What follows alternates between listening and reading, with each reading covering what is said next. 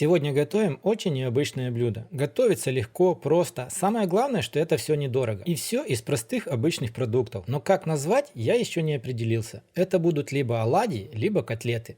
Всем привет! И для начала нам нужно взять обыкновенную белокочанную капусту и накрошить ее как можно меньшими кусочками. И после того, как вы ее уже накрошили из капустной головки, постарайтесь после этого ее еще меньше нарубить, чтобы она была похожа на маленькие кубики. И в самом конце, если вы уже посчитаете, что все слишком мелко, возьмите нож и постарайтесь еще вот так вот ее немножко пережать, чтобы кубики были как можно мельче. Конечно же, вы все не сможете измельчить мелко-мелко, но постарайтесь сделать, чтобы все было как можно мельче. Ну а после того, как вы все измельчите, отправляем капусту в довольно-таки глубокую тарелку. Затем к капусте нужно добавить пол столовой ложки соли. И после того, как добавили соль, берем вот так вот руками, не стесняемся, и пережимаем капусту. Отжимайте ее хорошо до того времени, пока она хорошо не пустит сок. И после того, как вы ее отожмете, капуста у вас должна будет уменьшиться в объеме. Не в половину, но в 1/3 она точно уменьшится у вас в объеме. После отжимания отставляем капусту в сторонку. Дальше берем половину большой луковицы, и нам ее нужно нарезать на как можно маленькие кубики.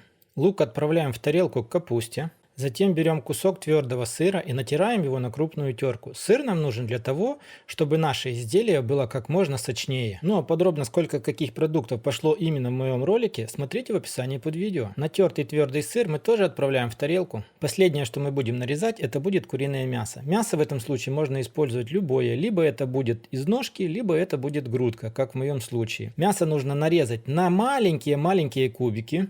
После нарезания мы тоже его отправляем в тарелку к остальным продуктам. Затем вот это все нам нужно поперчить. Перцу добавляйте сами по своему усмотрению, делайте все по своему вкусу. Далее мы добавляем 3 столовые ложки с горкой муки. Ну а в конце нужно вбить 2 куриных яйца. Затем мы берем ложку и все хорошо и аккуратно перемешиваем, так, чтобы полностью все было перемешано. Ну и после того, как вы все хорошо перемешаете, берем ложку и хорошо уплотняем, так сказать, утрамбовываем вот эту всю массу.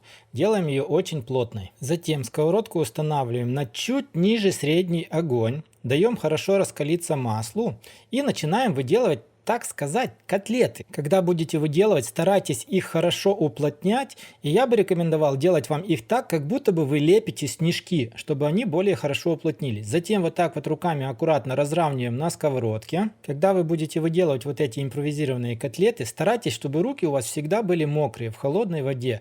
Так вам масса не будет липнуть к рукам и будет получаться наиболее плотное изделие. Затем каждую порцию котлет с одной стороны нужно обжаривать где-то по 3-4 минуты, переворачивать и опять-таки обжаривать по 3-4 минуты. После того, как вы приготовите первую порцию, я бы вам порекомендовал одну попробовать, чтобы вы точно знали, пропеклось ли у вас все хорошо внутри или нет. И после того, как обжарятся ваши котлеты, их нужно снимать на тарелку с бумажным полотенцем или же салфеткой, для того, чтобы убрать весь лишний жир. Ну что ж, друзья, в итоге вот такая вот красота получилась.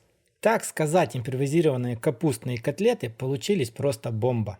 Их нужно подавать, пока они еще теплые. Смотрите, в разломе получается, что куриное мясо очень хорошо приготовилось. Сыр расплавился, сыр тянется. На вкус это просто бомба. Как сказали мои все дегустаторы, завтра опять повторим. Ну а у меня на сегодня все. Если вам понравилось, поставьте лайк, подпишитесь на канал, нажмите на колокольчик, чтобы не пропускать новые, интересные и простые рецепты. Оставляйте свое мнение в комментариях, мне всегда интересно их почитать. А мы, как всегда, встретимся в следующем ролике. Всем пока, всем до скорых встреч!